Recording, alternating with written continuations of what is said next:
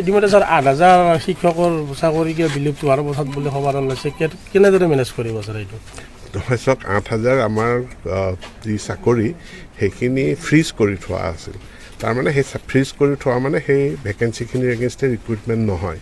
কিয় নহয় যে তাৰ ঠাইত আমাৰ কণ্টেক্সুৱেল টিচাৰ আছে গতিকে কণ্টেক্সুৱেল টিচাৰসকলৰ সুবিধাৰ অৰ্থে তেওঁলোকৰ চাকৰি যিহেতু 60 বছৰ পৰ্যন্ত যাতে থাকে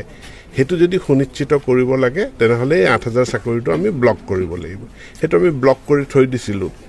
ফ্ৰিজ কৰি পেলাই এতিয়া সেইখিনি আমি বিলুপ্ত কৰি দিছিলোঁ যাতে এই 60 মানে যিসকল কণ্টেক্সুৱেল টিচাৰ আছে তেওঁলোকে খুব সুন্দৰভাৱে সুকলমে 60 বছৰ বয়স পৰ্যন্ত তেওঁলোকৰ চাকৰিৰ নিশ্চিতটো আমি যাতে ৰূপায়ণ কৰিব পাৰোঁ শিক্ষা বিভাগলৈ আপোনাৰ নতুন পৰিকল্পনা কি আছে আৰু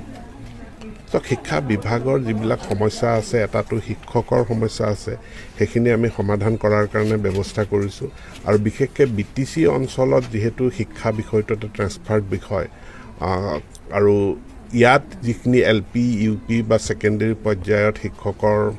মানে খালী পদ আছে সেইখিনি BTCয়ে পূৰণ কৰিব কিন্তু তাৰ কাৰণে যিটো প্ৰয়োজনীয় টেট সেইটো অসম চৰকাৰে তাৰ পাতি দিয়াৰ কাৰণে সিদ্ধান্ত লৈছে গতিকে এটা স্পেচিয়েল 6 শিডিউল এৰিয়াৰ কাৰণে এটা বিশেষ টেট পৰীক্ষা খুব সোনকালে অনুষ্ঠিত হ'ব আৰু হেতুৰ ফলাফল প্ৰকাশ পোৱাৰ লগে লগে BTCয়ে